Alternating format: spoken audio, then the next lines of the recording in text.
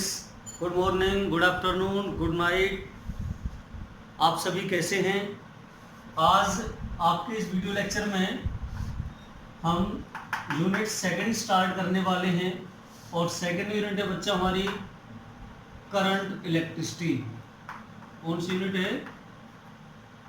Current electricity. देखिए, अब तक हमने इलेक्ट्रोस्टैटिक पढ़ा था, यानी कि यदि चार्ज एट रेस्ट की बात करते हैं तो क्या आता है? इलेक्ट्रोस्टैटिक। इलेक्ट्रोस्टैटिक में चार्ज रेस्ट के फॉर्म में था, लेकिन यदि चार्ज इन मोशन में हो, अब मोशन के केस में दो पॉसिबिलिटी आती है हमारी। यदि वो यूनिफॉर्म वेलोसिटी से या कांस्टेंट वेलोसिटी से मूव करे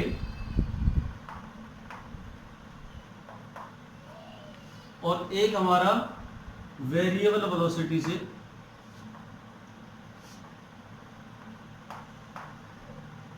वेरिएबल वेलोसिटी का मतलब एक्सेलरेटेड मोशन, कुछ एक्सेलेरेशन से।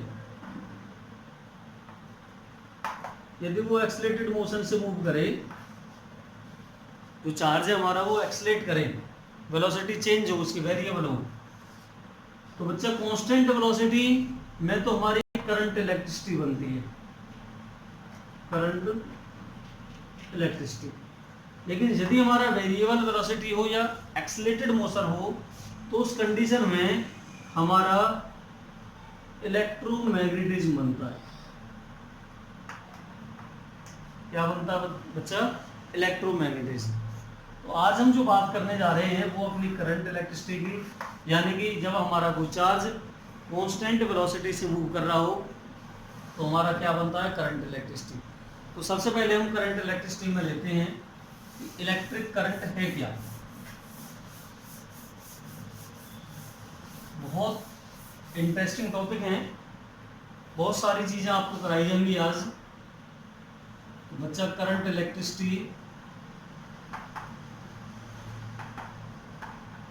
या इलेक्ट्रिक करंट, इसको हम I से रिप्रेजेंट करते हैं। और ये होता क्या है बच्चा? Rate of flow of charge. Rate of flow of charge, ये क्या रहेगा हमारा? Electric current. यानी कि हम कहते हैं I equal to flow of charge per unit time, per unit time. ये कोई कंडक्टर है, यदि इस कंडक्टर में कोई चार्ज फ्लो कर रहा है, चार्ज का मतलब इलेक्ट्रॉन्स फ्लो कर रहे हैं, तो इसके किसी भी क्रॉस सेक्शनल एरिया से, इसके किसी भी क्रॉस सेक्शनल एरिया से कितना चार्ज पास हो रहा है, कितना चार्ज फ्लो कर रहा है। मैंने माना डेल्टा की चार्ज फ्लो कर रहा है, कितने टाइम में? डेल्टा टी टाइम में। तो यहाँ से यदि मैं करंट का एवरेज निकालूं तो एवरेज करंट क्या रहेगा हमारा? Delta T over delta T, change of current पर यूनिट टाइम। यदि मैं कौन सा करंट निकालूं? इंस्टेंटेनियस करंट निकालूं, तो टाइम को क्या कर देंगे बच्चा? हम टाइम को बहुत छोटा कर देंगे। टाइम की लिमिट क्या ले जाएंगे? छोटी, बहुत छोटे समय के लिए कितना करंट पास हो रहा है, कितना चार्ज फ्लो कर रहा है। तो क्या होगा? ये जो टाइम की लिमिट हम जीरो करेंगे तो यहाँ से बच्चा ये कितना हो जाएगा? D Q over D T. ये क्या होगा हमारा? इंस्टेंटेनियस करंट रहेगा। अब हम बात करते हैं कि जो हमारा करंट है वो स्केलर क्वांटिटी है, वेक्टर क्वांटिटी है, किस तरह की क्वांटिटी है। तो देखिए, जो हमारा करंट है वो मैग्नीट्यूड भी रखता है और डायरेक्शन भी। कैसे? जब भी किसी कंडक्टर से चार्ज फ्लो करता है, यदि इलेक्ट्रिक फील्ड हमारी इस तरफ अप्लाई हो रही है तो हमारे इलेक्ट्रॉन्स कैसे चलते हैं बच्चा? इलेक्ट्रिक फील्ड के अपोजिट डायरेक्शन में मूव करते हैं। या हम कह सकते हैं इलेक्ट्रॉन हमेशा negative to positive, positive terminal की तरफ फ्लो करते हैं। तो डायरेक्शन भी होगी इसकी, और मैग्नीट्यूड तो कुछ ना कुछ होता ही है चार्ज का। तो इस अकॉर्डिंग जो हमारा इलेक्ट्रिक करंट है, करंट हमारा स्केलर होना चाहिए या वेक्टर। ये मैग्नीट्यूड भी रखता है प्लस डायरेक्शन भी रखता है, बट फिर भी ये वेक्टर क्वांटिटी नहीं है। ये कौन सी क्वांटिटी बच्चा? Scalar quantity. स्केलर क्वांटिटी भी हम तब कहेंगे जब आपको ऑप्शन में टेंसर ना दिया हुआ हो। यदि आपके ऑप्शन में टेंसर दे रखा है तो टेंसर इसका बेस्ट ऑप्शन है। टेंसर नहीं दिया हुआ तो आप क्या लगा सकते हैं? स्केलर लगा सकते हैं। अब कैसे कहेंगे हम कि स्केलर क्वांटिटी है? क्यों? Because it does not obey the law of vector addition. Law of vector addition, vector addition के लॉ को ये फॉलो नहीं करता। सच टाइप जैसे कि आपने triangle law of vector addition पढ़े हैं, parallelogram law of vector addition पढ़े हैं, तो उनको ये फॉलो नहीं करता वेक्टर लॉ को। देखिए यदि मैं मानूं ये कोई जंक्शन हो गया, कोई हमारा 3 एम्पियर करंट आ रहा है, कोई हमारा 4 एम्पियर करंट आ रहा है, यहाँ से 3 एम्पियर करंट आ रहा है, यहाँ से हमारा 4 एम्पियर करंट आ रहा है, ये दोनों एक दूसरे से 60 डिग्री पर इंक्लाइंड है। मीट होने के बाद यदि ये ट्रायंगल लॉ को या पैरेललोग्राम लॉ को ओबे करते तो रिजल्टेंट कैसे निकलता? रिजल्टेंट निकलता हमारा लॉ ऑफ वेक्टर एडिशन से root of A square plus B square plus 2ab cos of the theta. यानी कि एंगल इसमें क्या करता है? इंक्लूड होता है, एंगल का रोल होता, तो उस अकॉर्डिंग इसकी वैल्यू क्या होती? चेंज होती। लेकिन करंट क्या है? स्केलर। स्केलर की वजह से डायरेक्ट ऐड हो जाता है। 3 + 4 7 एम्पियर होगा यहाँ पर। यदि मैं इस तरह से बात करूं कि एक करंट हमारा ये आ रहा है, एक करंट हमारा ये आ रहा है, दैट इज द 3 एम्पियर, और ये हमारा कितना? 4 एम्पियर। यदि इन दोनों के बीच 90 डिग्री का एंगल हो तो अब रिजल्टेंट चेंज होना चाहिए। किसके according? Law of vector addition के अकॉर्डिंग।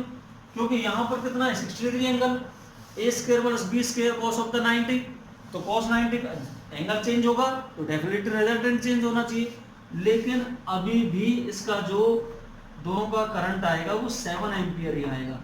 इसका मतलब हम क्लियर कह सकते हैं जो करंट है हमारा that is the scalar quantity. वो एक ऐसी है स्केलर क्वांटिटी, क्योंकि ये लॉ ऑफ वेक्टर एडिशन को फॉलो नहीं करता। अब बात करते हैं हम इसकी यूनिट्स वगैरह की कि करंट की हमारी यूनिट क्या है। देखिए वैसे भी जो इलेक्ट्रिक करंट है वो हमारी फंडामेंटल यूनिट्स में आता है। जो बच्चा हमारा करंट है, अभी बताया था आपको, flow of charge upon time taken. तो चार्ज को बच्चा Q और टाइम को T। अब चार्ज की यूनिट क्या है आपकी? कूलम्ब। सेकंड किसकी यूनिट है? टाइम की। तो कूलम्ब पर सेकंड ही क्या बनता है हमारा? एम्पेयर बनता है। क्या बनता है बच्चा? एम्पेयर। तो यहाँ से यदि 1 एम्पियर की बात करें हम तो 1 कूलम्ब अपॉन 1 सेकंड क्या बना देगा हमारा? 1 एम्पियर बना देगा। तो ये क्या बन गई हमारी? SI यूनिट बन गई। और इसका जो डायमेंशन है फंडामेंटल क्वांटिटी होने की वजह से ए से ही इसके डायमेंशन को हम रिप्रेजेंट करते हैं। ये छोटी चीज़ें आप सभी जानते हैं, 9th क्लास में आपने पढ़ रखी हैं ये चीज़ें, 10th क्लास में सॉरी। जैसे हम लेते हैं 1 मिली एम्पियर, तो 1 मिली एम्पियर होता है 10⁻³ एम्पियर के। 1 माइक्रो एम्पियर ये कितना होता है? 10⁻⁻6 एम्पियर के। ये चीज़ें भी हम छोटी छोटी जानते हैं। चलिए इसके बाद हम बात करते हैं कि हमारा जो क्लासिकल थ्योरी एक तरह से कि किस तरह से हमारा चार्ज फ्लो करता है इसमें, और हमारी जो करंट इलेक्ट्रिसिटी है वो कहाँ से डेवलप होती है, किस तरह से प्रोड्यूस होती है। तो हम बात करेंगे बच्चा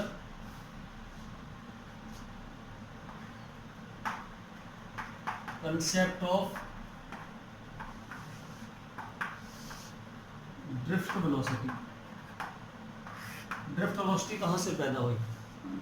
दोनों चीज लेकर के चलेंगे हम। एक तरफ लेके चलेंगे बच्चा इलेक्ट्रोस्टैटिक्स की थ्योरी कहाँ तक लगी है, और इलेक्ट्रोस्टैटिक्स से करंट इलेक्ट्रिसिटी कैसे जनरेट हुआ,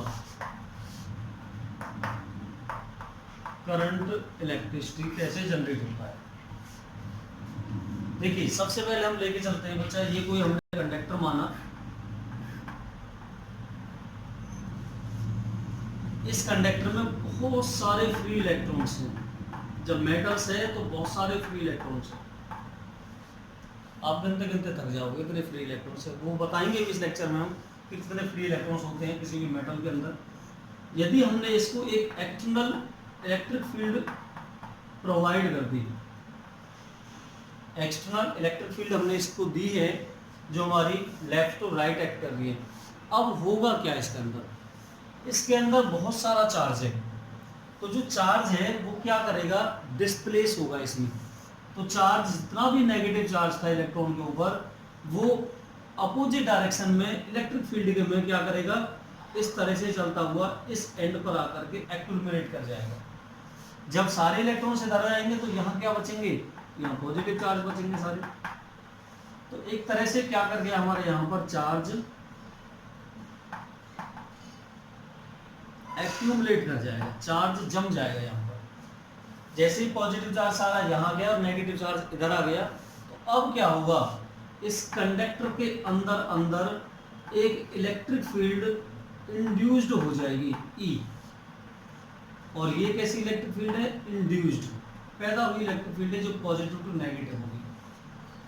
ध्यान रखना, एक्सटर्नल इलेक्ट्रिक फील्ड तो हमने पहले लगा रखी है, इसकी वजह से हमारा चार्ज क्या हुआ, डिस्प्लेस हुआ, सारा नेगेटिव चार्ज इलेक्ट्रॉनों का इधर आ गया, यहाँ क्या बच गए पॉजिटिव। इसकी वजह से इंड्यूस्ड इलेक्ट्रिक फील्ड इस कंडक्टर के अंदर पैदा होगी। और ये जो हमारी इलेक्ट्रिक फील्ड रहेगी ये एक्सटर्नल इलेक्ट्रिक फील्ड के बराबर रहेगी। क्यों, क्योंकि धीरे धीरे बढ़ती रहेगी जब तक ये इलेक्ट्रॉन से इधर आते रहेंगे, भागते रहेंगे। जैसे ही इसकी पुल आएगी तो चार्ज क्या होगा, एक्यूमुलेट, जम गया, अब किधर नहीं जाएगा। तो क्या होगा, यहाँ से जो हमारा ई एक्सटर्नल है वो किसके पुल हो जाएगा, minus of the E induced. E induced को होगा, इसकी वजह से जो नेट इलेक्ट्रिक फील्ड आएगी, जो नेट इलेक्ट्रिक फील्ड आएगी इनसाइड द कंडक्टर, वो क्या होगी बच्चा, जीरो। पॉजिटिव नेगेटिव कैंसिल कर देंगे, जब वेक्टर क्वांटिटी है तो क्या होगा, नेट इलेक्ट्रिक फील्ड इसके अंदर जीरो हो जाएगी। जब इलेक्ट्रिक फील्ड जीरो होगी तो हम यही पढ़ते आ रहे थे इलेक्ट्रोस्टैटिक में अब तक कि electric field inside a conductor is zero, कि किसी भी कंडक्टर के अंदर जो इलेक्ट्रिक फील्ड है वो क्या रहती है, हमारी जीरो इलेक्ट्रिक फील्ड रहती है। और इस कंडक्टर को हम क्या बोलते थे, आइसोलेटेड कंडक्टर। क्या बोलते थे हम, आइसोलेटेड कंडक्टर, कि इस पर किसी भी बाहर के टेम्परेचर, प्रेशर, किसी भी चीज का कोई इफेक्ट नहीं है। लेकिन अब क्या होगा, क्या इसके अंदर जो इलेक्ट्रॉन्स हैं बाकी वो स्टॉप हो जाएंगे, वो रुक जाएंगे, ठहर जाएंगे, बैठ जाएंगे वहां पर, ऐसा नहीं होगा। इलेक्ट्रॉन अभी भी इसके अंदर चले हुए होंगे, क्योंकि अब यहाँ आइसोलेटेड का मतलब नहीं, अब हमने इसे ओपन रखा है।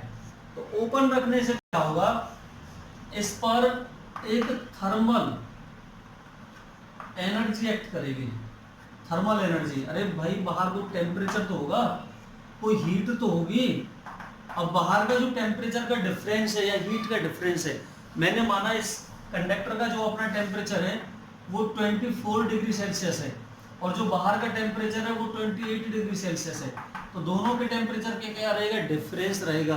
और टेम्परेचर का जैसे ही डिफरेंस मिलेगा तो इलेक्ट्रॉन्स क्या करेंगे, इसके अंदर बहुत तेजी से मूवमेंट करेंगे रैंडमली। और तेजी से मूवमेंट करने के कारण क्या होगा, इसके अंदर इलेक्ट्रॉनों का मोशन होगा। और जो इलेक्ट्रॉन मूव करेंगे वो किससे करेंगे, थर्मल एनर्जी के कारण करेंगे। जो वेलोसिटी रहेगी उसकी, उसे हम क्या बोलते हैं, थर्मल वेलोसिटी। क्या बोलते हैं उसे, रैंडम थर्मल वेलोसिटी। तो यहाँ से इलेक्ट्रॉन्स के अंदर बाहर की थर्मल वेलोसिटी के कारण क्या करते हैं, मूव करते रहते हैं। मैंने माना पहले इलेक्ट्रॉन की वेलोसिटी u1 है, दूसरे की u2 है, तीसरे की u3 है, चौथे की u4 है। सभी अलग अलग डायरेक्शंस में घूमते रहते हैं। कोई इधर जा रहा है, एक इलेक्ट्रॉन को इधर जाएगा, कोई इलेक्ट्रॉन इधर जाएगा, कोई इधर जा रहा है, कोई इधर, सबकी डायरेक्शन डिफरेंट है। इसकी वेलोसिटी u1 है, इसकी u2 है, इसकी u3 है, इसकी u4 है। ये सारे क्या है, किसी कंडक्टर के अंदर हैं, आपस में कोलाइड करते रहते हैं। वॉल से करते हैं, म्यूचुअली करते हैं एक दूसरे से, तो इनका जो एवरेज निकलता है, average random thermal velocity u1 plus u2 plus u3 plus u4 अपसमन कहाँ तक, un तक अपॉन n, वो हमेशा क्या रहेगा, 0 रहेगा। दैट इज द एवरेज किसका, रैंडम थर्मल वेलोसिटी, वो क्या रहेगी, 0 रहेगी। क्यों, क्योंकि सभी की डायरेक्शन क्या है, डिफरेंट डिफरेंट है। तो जब इनको एवरेज करते हैं तो डायरेक्शन एक दूसरे को नेग्लेक्ट कर देती हैं, इसके कारण हमारा एवरेज रैंडम थर्मल वेलोसिटी क्या रहता है, 0। ये सारी स्टोरी जो अभी तक बताई है मैंने बिफोर अप्लाइंग द बैटरी, अभी तक कोई बैटरी नहीं लगाई है, किसी भी तरह का हमने पोटेंशियल डिफरेंस प्रोवाइड नहीं किया ऐसे। तो अभी इसका जो एवरेज रैंडम थर्मल वेलोसिटी है वो क्या है, 0। लेकिन जो कहानी आएगी करंट इलेक्ट्रिसिटी की, वो आएगी हमारी बैटरी अप्लाई करने के बाद। तो अब हम बात करते हैं करंट इलेक्ट्रिसिटी कैसे पैदा होती है। ये ही बच्चा हमने कंडक्टर ले लिया अपना एक, इस कंडक्टर को, ये हमारी इलेक्ट्रिक फील्ड कौन सी थी, ई एक्सटर्नल अप्लाई कर रखी थी हमने। अब हमने इसको क्या दे दिया, पॉजिटिव, और उसको क्या दे दिया, नेगेटिव। कहने का मतलब पोटेंशियल का डिफरेंस प्रोवाइड कर दिया हमने इसे, और पोटेंशियल डिफरेंस का मतलब कनेक्टिंग वायरों के थ्रू हमने इसको एक बैटरी से जोड़ दिया।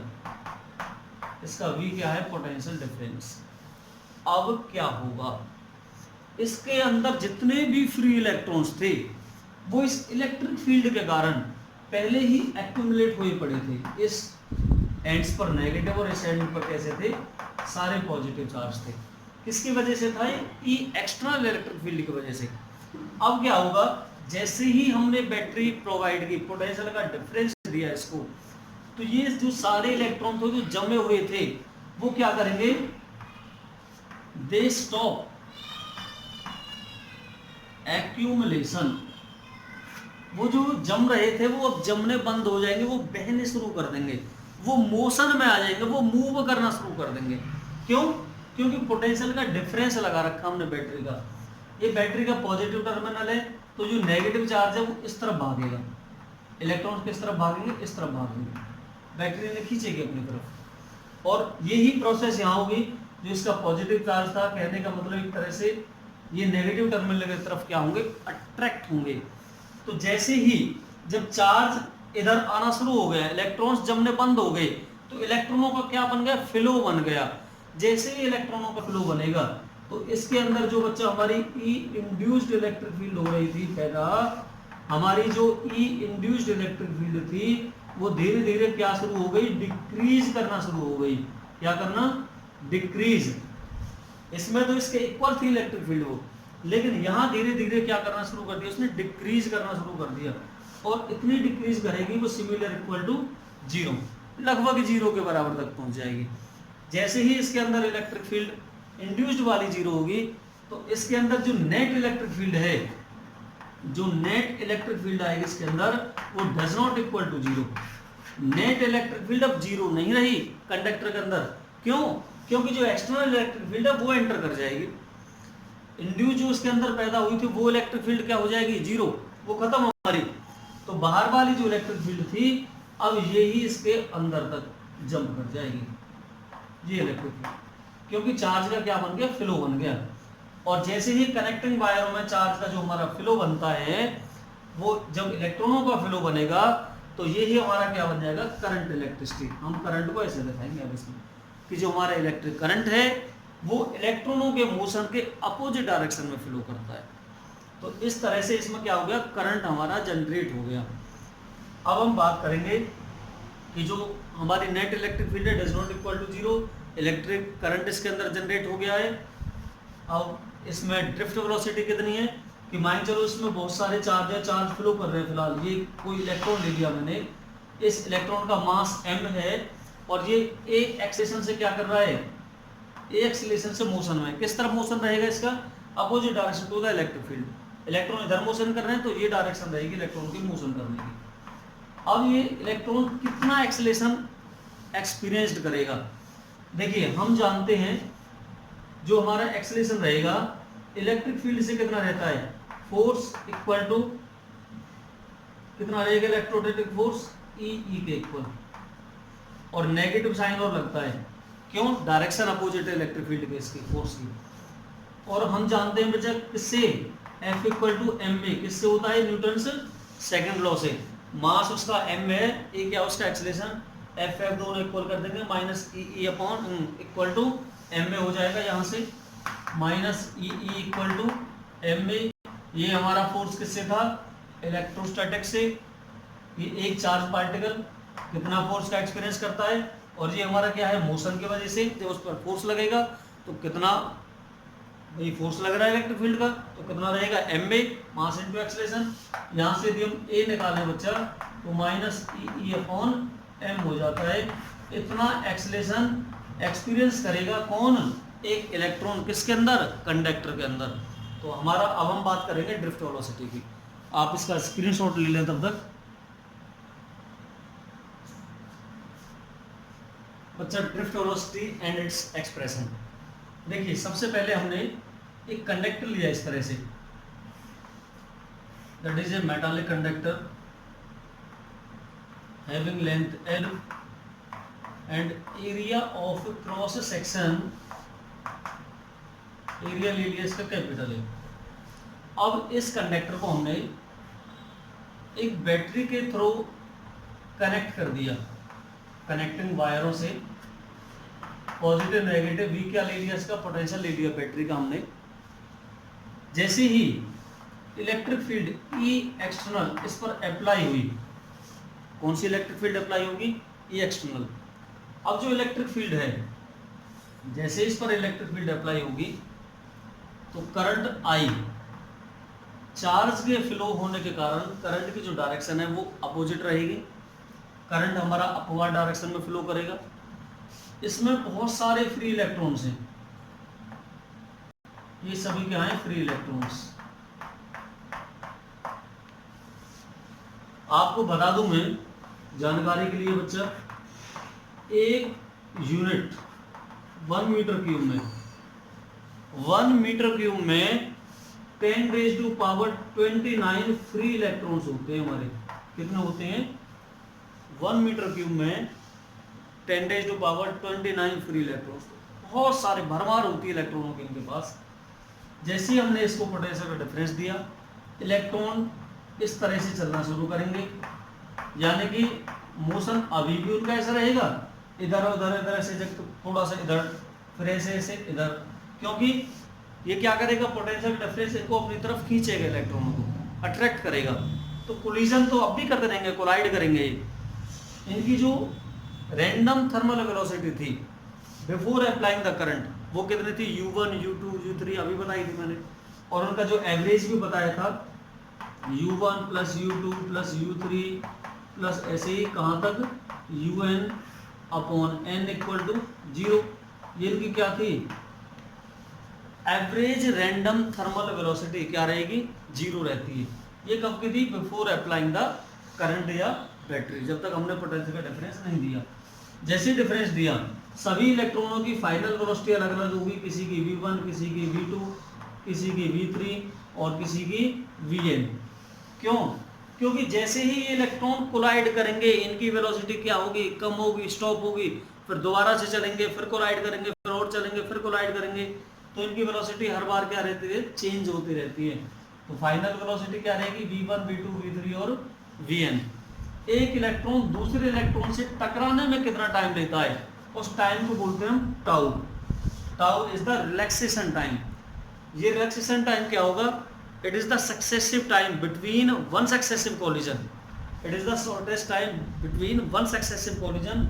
एक बार जब एक इलेक्ट्रॉन दूसरे इलेक्ट्रॉन से टकराता है या किसी बॉल से टकराता है तो उस ड्यूरेशन में कितना टाइम लेता है, ये हमारा रिलैक्सेशन टाइम होता है।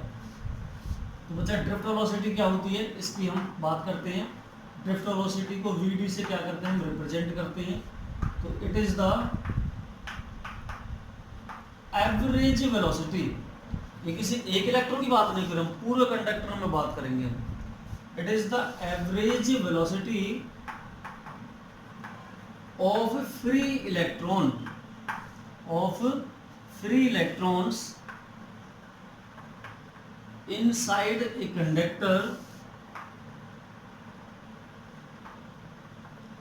which get drifted in opposite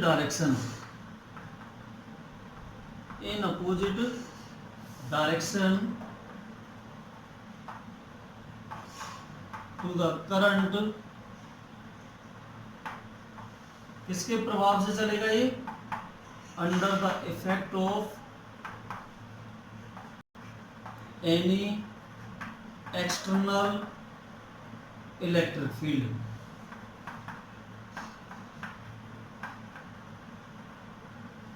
किसी भी एक्सटर्नल इलेक्ट्रिक फील्ड के अप्लाई होने से चलता है ये। तो किससे रिप्रेजेंट करते हैं बच्चा? इसे Vd से। इसके इक्वल होगा V1 plus V2 plus V3 plus last वाले इलेक्ट्रॉन के ऐसे चलते चलते Vn, ये सभी की क्या है? वेलोसिटी है अपॉन n। तो ये हमारी ड्रिफ्ट वेलोसिटी का फॉर्मूला बन गया यहाँ तक। देखिए बिफोर अप्लाइंग द करंट कितने कितने वेलोसिटी थी? u1 u2 u3, ये हमारी जिगजैग मोशन की थी। इसी को हम इसका रैंडम वेलोसिटी भी कहते हैं। और रैंडम वेलोसिटी एक तरह से कितनी रहेगी मैं आपको बता दूं आपकी जानकारी के लिए। जो यहाँ से ड्रिफ्ट वेलोसिटी आती है वो 10⁻⁴ मीटर पर सेकंड से लगभग 10⁻⁵ मीटर पर सेकंड इतनी स्पीड से इलेक्ट्रॉन कंडक्टर के अंदर घूमते रहते हैं। तो ये कोई थोड़ी स्पीड नहीं है, आप इसका अनुमान लगा करके देखिएगा। देखिए बच्चा हम यहाँ से बात करेंगे वी नो दैट, देखिए हमारी इक्वेशन ऑफ मोशन होती है v = u + at, क्योंकि एक्सेलरेशन तो सेम रहेगा, कांस्टेंट एक्सेलरेशन है, तभी यहाँ करंट इलेक्ट्रिसिटी है। यदि हमारा मोशन एक्सेलरेटेड होता तो इलेक्ट्रोमैग्नेटिज्म बन जाती। कांस्टेंट एक्सेलरेशन है तो एक कांस्टेंट रहेगा, तभी यूनिफॉर्म वेलोसिटी है। पहले इलेक्ट्रॉन के लिए बच्चा v1 कहेंगे हम, कितना u1 + a t1 relaxation time t1 माना हमने। दूसरे के लिए v2 = u2 + a t2। इसी तरह से तीसरे इलेक्ट्रॉन की u3 + a t3। और इसी तरह से हम आगे बढ़ते हुए कौन से की लास्ट वाले के लिए लेंगे बच्चा vn = un + a tn। और ये सारी वैल्यू उठा करके हम कहाँ रख दें? फर्स्ट इक्वेशन में, putting in equation number first रखिएगा। तो vd कितना होगा यहाँ से बच्चा? vd = वैल्यू रखना u1 + a t1 + u2 + a t2 + u3 + a t3। t नहीं है एक्चुअली टाउ बोलता है। और अपसोन कहाँ तक? un + a tau n। और अपॉन कितना होगा बच्चा? n होगा। यहाँ से हमको क्या करना है, एक बार आप इसका स्क्रीनशॉट ले लो।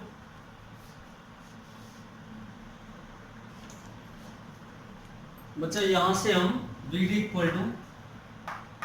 इन टर्म को सेपरेट कर लेंगे, u1 u2 u3 सारी टर्म को एक साथ ले लो।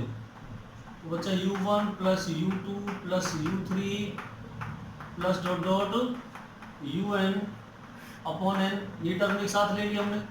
प्लस अब क्या बचा हमारा? ये टर्म बची हमारी, ये टर्म ये टर्म ये टर्म ये। इसमें से बच्चा a आ जाएगा कॉमन। a कॉमन आने से अंदर क्या बचेगा? τ1 τ2 τ3 प्लस τn और अपॉन क्या रहेगा? n। यहाँ से vd = ये तो हम अभी बता चुके थे बच्चा थोड़ी देर पहले ही कि जो एवरेज है रैंडम थर्मल वेलोसिटी का वो क्या रहता है? 0 plus a as it is. अब देखिए τ1 τ2 τ3 ये क्या है? एक कॉलिजन में लिया गया समय, एक कॉलिजन, दो कॉलिजन, तीन कॉलिजन, हर इलेक्ट्रॉन का अपना अपना कॉलिजन। यदि उनका मैं एवरेज निकालूं, एक चीज सोचे हम, 2 सेकंड 4 सेकंड 6 सेकंड 10 सेकंड सबको जोड़ करके उनकी टोटल सब डिवाइड करें तो एक फिक्स टाइम निकल कर आता है, पर्टिकुलर टाइम। और उस टाइम को क्या बोलते हैं हम? टी एवरेज, टाउ एवरेज, यानी कि एवरेज रिलैक्सेशन टाइम। ये टाउ क्या बोलता है यहाँ से? Average relaxation time. तो ड्रिफ्ट वेलोसिटी किसके इक्वल आई बच्चा हमारी? a × tau average. But acceleration हम पहले ही निकाल चुके हैं, कितना आया था हमारा एक्सेलरेशन? -e/m। ये हमारा एक्सेलरेशन आया था। यदि मैं e की वैल्यू यहाँ रख दूं, एक्सेलरेशन की वैल्यू इससे उठा करके इसमें रख दें, तो हमारी ड्रिफ्ट वेलोसिटी क्या बनेगी बच्चा? vd = minus E over M into में एवरेज रिलैक्सेशन टाइम टाउ। ये हमारी फाइनल इक्वेशन आती है। यहाँ से एक चीज क्लियर हो रही है हमारी कि जो हमारी ड्रिफ्ट वेलोसिटी है वो डिपेंड करती है रिलैक्सेशन टाइम पर और इलेक्ट्रिक फील्ड पर। एक यहाँ से और ले लेते हैं हम, यदि हम मैग्नीट्यूड की बात करें तो माइनस साइन यहाँ से खत्म कर सकते हैं। एक ड्रिफ्ट वेलोसिटी का लेते हैं हम, इसका इलेक्ट्रिक फील्ड का। वी नो दैट, बच्चा हम जानते हैं जो इलेक्ट्रिक फील्ड है वो ग्रेडियंट होता है पोटेंशियल का। ये potential is the gradient of electric field is the gradient of electric potential, यानी कि dv ओवर dr, यानी कि dl जो भी लेंथ है इसकी, माइनस लगा सकते हैं हम, नेगेटिव होता है आएंगे, मैग्नीट्यूड लेंगे तो पॉजिटिव। यदि यहाँ से मैं इलेक्ट्रिक फील्ड को जनरल फॉर्म में लिखूं तो कितना हो जाएगा, पोटेंशियल अपॉन लेंथ।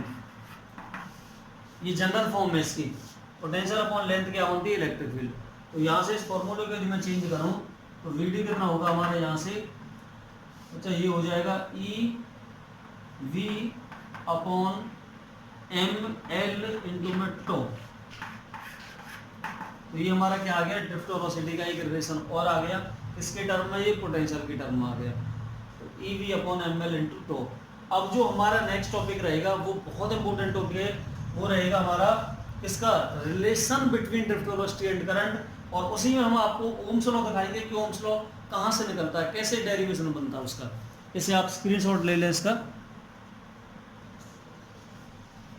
बच्चा relation between current and drift velocity बहुत ज़्यादा पूछे जाने वाला टॉपिक है हमारा ये।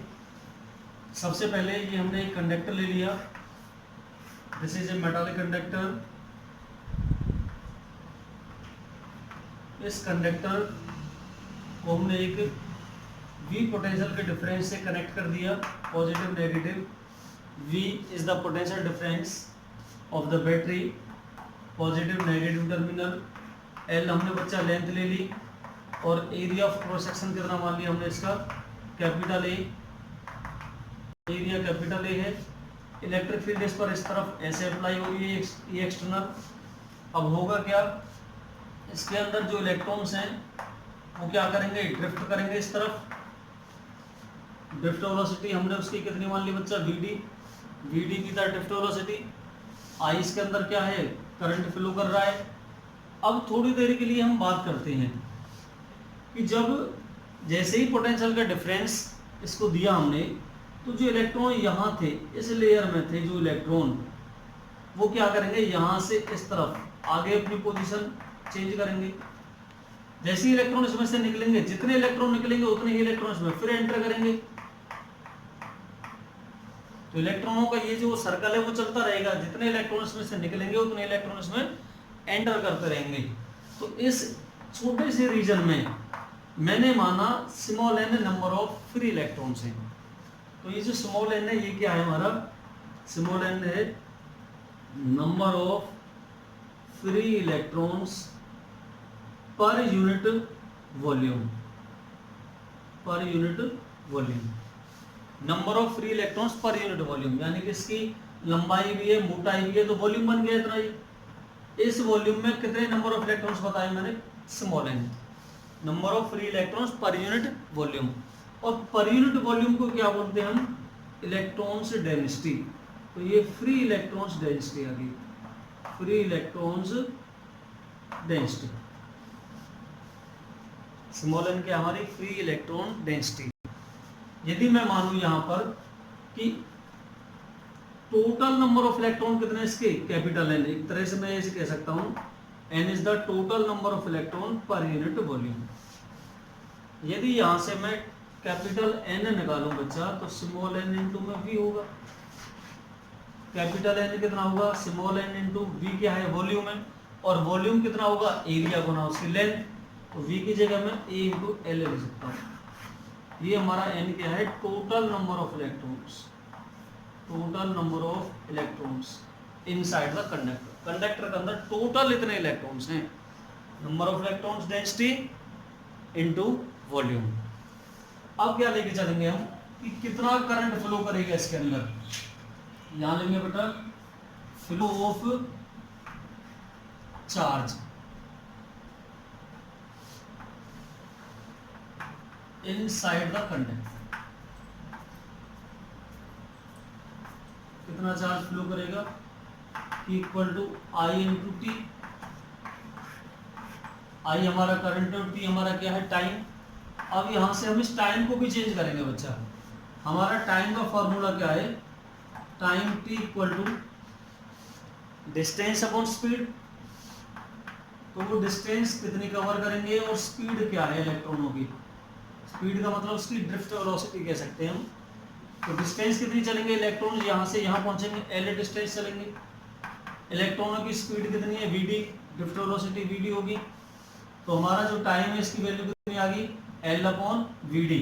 यदि मैं टाइम की वैल्यू यहीं रख दूं तो क्यू कितना हो जाएगा बच्चा हमारा, आई इंटू एल अपॉन वीडी। ये हमारी क्यू की वैल्यू आ गई। इसको हम सेकंड इक्वेशन मान सकते हैं। एक यहां से हमारी इक्वेशन बनेगी from quantization of charge, quantization of charge. Formula होता है हमारा Q equal to plus minus n e. N क्या है, से टोटल नंबर ऑफ इलेक्ट्रॉन्स, और ये क्या है, चार्ज। थर्ड इक्वेशन, इससे और इस इक्वेशन से क्या करेंगे हम, कंपैरिजन कर देंगे दोनों से, ऑन कंपेयरिंग। या फिर अभी इसकी वैल्यू रख दो, इसकी वैल्यू और रख लो अभी इसमें।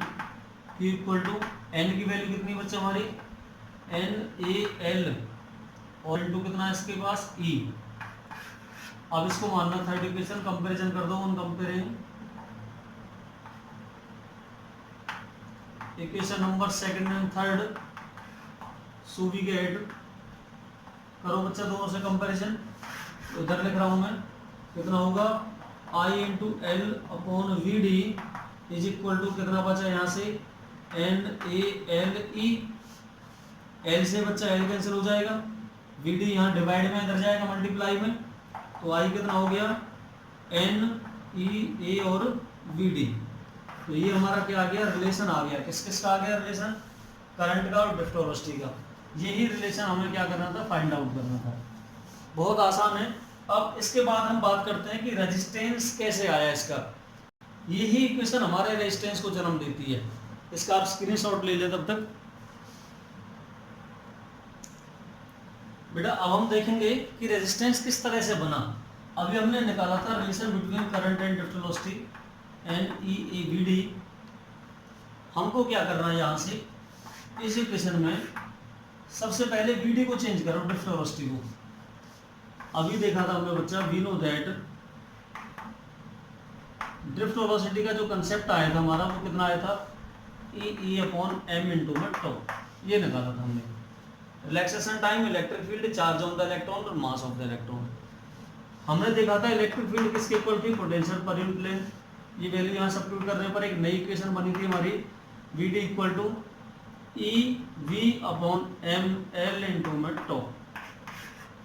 ये वैल्यू हमें उठा करके यहाँ रख देनी है। इसमें कितना आएगा बच्चा, वैल्यू रखें इसकी, कितना होगा, एन ई ए, और वी डी की वैल्यू कितनी हमारी, e we upon M L into में टो। कुछ भी नहीं है, बहुत आसान है। हमको क्या करना है, I equal to E into E square हो जाएगा, तो N E square A V भी है अपॉन एम भी है और एल भी है, इंटू में कितना हो जाएगा, टो। यहां से हमें क्या करना है, इस v को ले आएंगे इसके नीचे, या इस सारी टर्म को इधर ले आओ, आई को उसके नीचे ले जाओ। इम्प्लाइड एट कितना हो जाएगा, एम एल ऊपर जाएगा, इधर आकर के नीचे एन भी आएगा, ई स्क्वायर भी आएगा, ए भी आएगा, टो भी आएगा। इधर क्या बचा, केवल v, और इस आई को ले गया मैं इसके नीचे। देख लेना आप, सारी टर्म को इधर ले आया, केवल v छोड़ा मैंने यहाँ पर, v एच इट इज है, आई को इधर ले गया। क्या होगा यहाँ से, देखिए भैया, m क्या है, मास ऑफ द इलेक्ट्रॉन, ये भी क्या है, कांस्टेंट। कितना होता है, 9.1 इंटू 10⁻³ किलोग्राम, कांस्टेंट है ये। लेंथ क्या है, लेंथ भी इसकी फिक्स है, कंडक्टर की जितना भी हम कंडक्टर लेंगे वायर, उसकी लेंथ फिक्स है। ये भी हमारा क्या है, कांस्टेंट है। जो हमारी चार्ज है E, ये भी क्या है हमारा, कांस्टेंट है। कितना होता है इलेक्ट्रॉन का चार्ज, 1.6 × 19 कूलम्ब।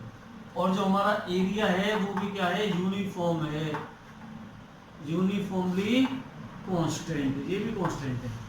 तो बच्चा बचा क्या हमारा, n इंटू में t टाउ, ये दो चीज हमारी कांस्टेंट नहीं है।